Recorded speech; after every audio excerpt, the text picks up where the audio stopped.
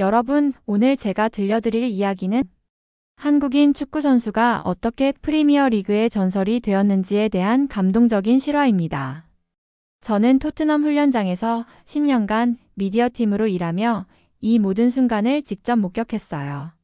처음 그가 도착했을 때만 해도 아무도 예상하지 못했습니다. 한 명의 아시아 선수가 영국 축구의 심장을 완전히 바꿔놓을 줄은 말이죠. 무시와 편견을 이겨내고 마침내 우승 트로피를 들어올리며 무릎 꿇고 울던 그날까지 과연 손흥민은 어떤 여정을 걸어왔을까요? 지금부터 여러분께 그 놀라운 10년의 기록을 생생하게 들려드리겠습니다. 여기서 잠깐. 여러분들의 구독과 좋아요는 대한민국의 위대함을 널리 알리는 큰 힘이 됩니다. 저는 2015년 8월 28일을 절대 잊을 수 없습니다. 그날 토트넘 훈련장에 한 젊은 아시아 선수가 도착했거든요. 23살의 손흥민이었죠. 솔직히 말씀드리면 그때 아무도 기대하지 않았습니다. 독일 레버쿠젠에서 온 선수라고는 하지만 아시아 선수가 프리미어 리그에서 성공한 사례가 거의 없었거든요. 또 아시아 선수네. 과연 적응할 수 있을까? 동료 기자들 사이에서 이런 말들이 오갔어요. 하지만 저는 그날 훈련장에서 뭔가 다른 걸 느꼈습니다. 손흥민이 처음 나타났을 때 가장 먼저 한 일이 무엇인지 아세요? 청소부 아저씨부터 구장 관리인까지 모든 스태프에게 정중하게 인사를 했어요. 안녕하세요. 손흥민입니다. 잘 부탁드립니다. 서툰 영어였지만 진심이 담겨 있었죠. 보통 스타 선수들은 미디어팀을 귀찮아하는데 손흥민은 달랐습니다. 사진 찍어도 될까요? 팬들에게 인사하고 싶어요. 그의 첫 인터뷰를 기억해요. 떨리는 목소리로 말했죠. 저는 열심히 하겠습니다. 팬들이 실망하지 않도록요. 그 순간 확신했어요. 이 사람은 뭔가 특별하다고. 하지만 현실은 호락호락하지 않았어요. 2015년 9월 13일 선덜랜드전 데뷔 경기를 지켜봤는데 정말 마음이 아팠습니다. 손흥민은 71분에 교체됐어요.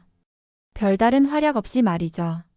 경기 후 라커룸으로 들어가는 그의 뒷모습이 너무 쓸쓸해 보였습니다. 다음날 영국 언론들이 혹독하게 비판했죠. 3천만 파운드짜리 실수였다.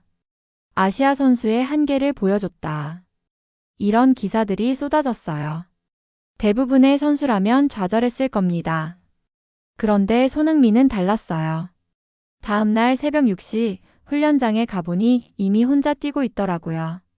손흥민 왜 이렇게 일찍 왔어요? 네, 더 열심히 해야겠어요. 팬들이 기다리고 있거든요. 그의 눈에는 포기라는 글자가 없었습니다. 매일 새벽까지 개인 훈련을 했고 미디어 일정도 빠짐없이 소화했어요. 그리고 한 달 뒤 카라바오컵 아스날전에서 멀티골을 터뜨렸습니다. 그날 골을 넣고 난 후 그의 표정을 잊을 수 없어요. 기쁨보다는 안도의 표정이었죠. 이제 시작이에요. 경기 후 인터뷰에서 그가 한 말입니다. 카메라 뒤에서도 라커룸에서도 손흥민은 언제나 성실했어요. 2019년 4월 17일 제 인생에서 가장 흥미진진한 축구 경기를 봤습니다. 챔피언스리그 8강 2차전 맨체스터 시티와의 경기였어요. 1차전에서 1대 0으로 졌던 토트넘. 모든 전문가들이 토트넘의 탈락을 점쳤죠. 하지만 손흥민은 다른 생각을 하고 있었어요. 경기 전 라커룸에서 동료들에게 말했습니다. 우리는 할 수 있어요. 함께 싸워봐요. 그리고 경기가 시작됐어요. 7분 손흥민이 첫 골을 넣었습니다. 그 순간 스타디움이 폭발했어요. 10분 후 또 한 골. 손흥민의 연속골이었죠. 관중석에서 손흥민 하는 함성이 터져 나왔습니다. 경기 후 유럽 전역의 언론들이 그의 이름을 다뤘어요. 아시아의 메시가 나타났다. 이것이 바로 K-스피릿이다. 그날 밤 손흥민은 단순한 토트넘 선수가 아니라 세계적인 스타가 되었습니다. 그의 골은 기술만이 아니었어요. 혼이 실린 예술이었죠. 2019년 12월 7일 벌리전에서 벌어진 일은 지금 생각해도 소름이 돋아요. 손흥민이 자신의 골문 앞에서 공을 받아 상대 골문까지 70m를 단독 질주했거든요. 저건 불가능해. 옆에 있던 동료 기자가 중얼거렸어요. 하지만 손흥민은 해냈습니다. 6명의 수비수를 제치고 골을 넣었어요. 골이 들어간 순간 스타디움이 조용해졌어요. 너무 아름다운 골이라 모두가 말을 잃었거든요. 그리고 몇 초 후 폭발적인 박수가 터져 나왔습니다. 그 골로 손흥민은 푸스카스상을 받았어요. 한국인이 받은 가장 아름다운 상이었죠. 이 골을 본 순간 축구가 예술이 될 수 있다는 걸 깨달았어요. 당시 토트넘 감독이었던 포체티노가 한 말입니다. 전 세계 유소년 축구 교재에 그 골이 실렸어요. 손흥민에게 물어봤습니다. 그때 뭘 생각했어요? 그냥 골을 넣고 싶었어요. 팬들을 위해서요. 그의 대답은 언제나 단순하고 진실했습니다. 2022년 5월 22일. 저는 그날을 절대 잊지 못할 거예요. 손흥민이 아시아 최초로 프리미어리그 득점왕이 된 날이거든요. 노르위치 시티와의 마지막 경기에서 이 골을 넣어 시즌 23골을 기록했어요. 살라와 공동 득점왕이었죠. 더 놀라운 건 손흥민의 23골이 모두 필드골이었다는 점입니다. 단 한 개의 페널티킥도 없었어요. 이게 진짜 실력이다. 영국 언론들이 극찬했습니다. 그날 런던 곳곳에서 태극기를 든 한국 팬들을 봤어요. 모두 눈물을 흘리며 기뻐하고 있었죠. 경기 후 인터뷰에서 손흥민이 말했습니다. 한국 팬들 덕분입니다. 저 혼자 한 게 아니에요. 그 순간 저도 울컥했어요. 손흥민은 축구계의 BTS였습니다. 전 세계를 사로잡은 한국의 자랑이었죠. 2023년 여름 해리 케인과 우고 요리스가 팀을 떠났어요. 토트넘의 상징적인 선수들이 모두 사라진 거죠. 그때 새로운 주장으로 선택된 선수가 바로 손흥민이었습니다. 아시아 최초의 프리미어리그 클럽 주장이었어요. 주장 완장을 차고 첫 경기에 나선 손흥민을 봤을 때 정말 감동적이었어요. 어린 선수들을 챙기고 신입 선수들의 통역까지 도맡았거든요. 브라질에서 온 히샤를리송이 적응하지 못해 힘들어할 때도 손흥민이 나섰어요. 괜찮아요. 저도 처음엔 힘들었거든요. 함께 해봐요. 포르투갈어를 배워서 히샤를리송과 대화했습니다. 그런 모습들을 지켜보며 정말 대단하다고 생각했어요. 경기장 안팎에서 진정한 리더십을 발휘했습니다. 말보다는 행동으로 리드하는 모습이 정말 인상적이었어요. 젊은 선수들이 말했어요. 손흥민 형이 있어서 든든해요. 그는 이제 토트넘의 심장이 되어 있었습니다. 10년. 손흥민에게는 정말 길고 고된 시간이었어요. 개인상은 많이 받았지만 팀 트로피는 없었거든요. 매년 시즌이 끝날 때마다 아쉬워하는 그의 모습을 지켜보는 게 너무 안타까웠어요. 2025년 5월 22일 스페인 빌바오의 산 마메스에서 유로파리그 결승전이 열렸습니다. 상대는 맨체스터 유나이티드였어요. 경기 3일 전부터 런던 전체가 들썩였어요. 이번엔 정말 될까? 토트넘 팬들의 간절한 마음이 느껴졌습니다. 결승전만 8번째였거든요. 매번 아깝게 놓쳤던 우승이었죠. 경기 당일 아침 손흥민의 컨디션이 걱정스러웠어요. 지난주 첼시전에서 발목을 다쳤거든요. 팀 닥터가 말했습니다. 풀타임은 어렵습니다. 최대 30분 정도만요. 하지만 손흥민의 눈빛은 달랐어요. 괜찮습니다. 꼭 뛰고 싶어요. 경기 전 라커룸에서 손흥민이 동료들에게 말했어요. 여러분 10년을 기다렸어요. 오늘은 우리 날입니다. 목소리가 떨리고 있었어요. 그만큼 간절했던 거죠. 스타디움에 도착했을 때 광경이 정말 장관이었습니다. 5만 명의 관중 중 절반이 토트넘 팬이었어요. 태극기를 든 한국 팬들도 수천 명이나 됐죠. 손흥민. 입장할 때부터 우렁찬 함성이 터져 나왔어요. 손흥민이 벤치에서 일어나 손을 흔들자 관중석이 완전히 들끓었습니다. 경기가 시작됐어요. 전반전에 손흥민은 벤치에 앉아 있었어요. 발목 부상 때문에 컨디션이 완전하지 않았거든요. 하지만 계속 동료들을 응원하며 지시를 내리고 있었어요. 전반 35분 토트넘이 먼저 골을 넣었습니다. 메디슨의 골이었어요. 손흥민이 벤치에서 벌떡 일어나 주먹을 불끈 쥐었죠. 하지만 후반 시작 직후 맨유가 동점골을 넣었어요. 브루노 페르난데스의 페널티킥이었습니다. 스타디움이 조용해졌어요. 후반 15분이 지났을 때 토트넘이 위험해졌어요. 맨유의 공격이 거세졌거든요. 포스테코글루 감독이 벤치를 바라봤습니다. 손흥민 준비해. 그 순간 관중석에서 폭발적인 함성이 터져 나왔어요. 손흥민이 몸을 풀기 시작했거든요. 여기서 손흥민이 나온다. 해설자도 흥분하고 있었어요. 손흥민이 웜업을 하는 동안 관중들은 계속 그의 이름을 불렀습니다. 후반 60분 드디어 교체 보드가 올라갔어요. 쿨루세브스키가 나가고 손흥민이 들어왔습니다. 그 순간을 잊을 수 없어요. 스타디움 전체가 일어났어요.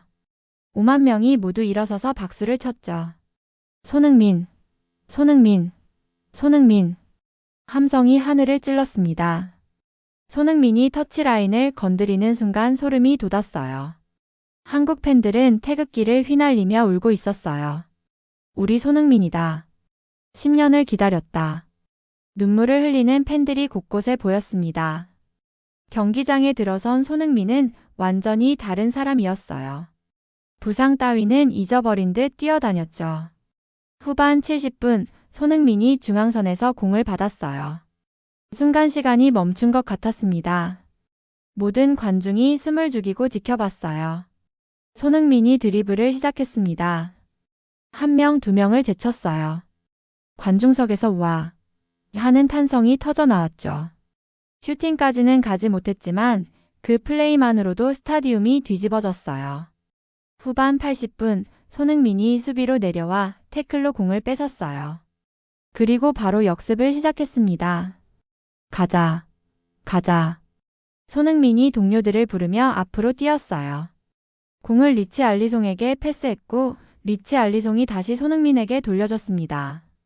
페널티 박스 앞에서 손흥민이 공을 받았어요. 그 순간 관중들이 일제히 일어났습니다. 쏴, 쏴. 하지만 손흥민은 욕심 부리지 않았어요. 더 좋은 위치에 있던 케인에게 패스했죠. 케인의 슈팅은 골키퍼가 막았지만 그 순간에 손흥민의 판단력에 감탄했어요. 후반 85분 맨유가 위험한 공격을 했어요. 하지만 손흥민이 끝까지 뛰어와 수비에 가담했습니다. 완전히 몸을 던져 태클했어요. 손흥민이 막았다. 그 순간 관중석이 완전히 폭발했어요. 주장으로서 마지막까지 팀을 위해 뛰는 모습에 모든 팬들이 감동했죠. 후반 90분 추가 시간 5분이 주어졌어요. 가장 긴장되는 순간이었습니다. 추가 시간 3분 손흥민이 코너킥을 찼어요. 공이 높게 올라갔고 롬메로가 헤딩으로 골을 넣었습니다. 골, 골, 골. 그 순간 저는 완전히 이성을 잃었어요. 프레스박스에서도 소리를 질렀거든요. 10년을 지켜본 기자로서 참을 수 없었어요. 손흥민은 롬메로를 끌어안고 함께 세리머니를 했어요. 그 뒤로 모든 선수들이 달려왔죠. 관중들은 완전히 미쳐 있었어요. 우승이다. 우승이다. 손흥민, 손흥민. 태극기를 든 한국 팬들은 울면서 노래를 부르고 있었어요. 대한민국, 대한민국. 마지막 2분이 지나가고 마침내 주심이 경기 종료 휘슬을 불었습니다. 그 순간 손흥민은 무릎을 꿇고 하늘을 바라봤어요. 두 손으로 얼굴을 가리고 흐느꼈습니다. 15년간 참았던 모든 감정이 그 순간 폭발한 거였어요. 어린 시절 함부르크에서의 외로운 날들, 토트넘에서의 10년간 무관의 세월, 모든 아픔이 그 순간 해소됐죠. 팀원들이 전부 달려와서 손흥민을 감쌌습니다. 케인이 먼저 손흥민을 끌어안으며 말했어요. 캡틴 고마워.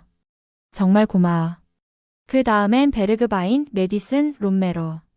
모든 선수들이 손흥민과 포옹했어요. 관중석에서는 계속 손흥민의 이름을 부르고 있었습니다. 손흥민, 손흥민. 그 함성이 30분 넘게 계속됐어요. 시상식에서 손흥민이 트로피를 들어올릴 때 저는 정말 눈물이 멈추지 않았어요. 10년간 지켜본 그의 여정이 마침내 결실을 맺는 순간이었거든요. 드디어 해냈습니다. 정말 오래 기다렸어요. 인터뷰에서 손흥민이 말했을 때 목소리가 떨리고 있었어요. 그날 밤 런던 전체가 축제 분위기였어요. 새벽까지 토트넘 팬들의 노래소리가 끊이지 않았죠.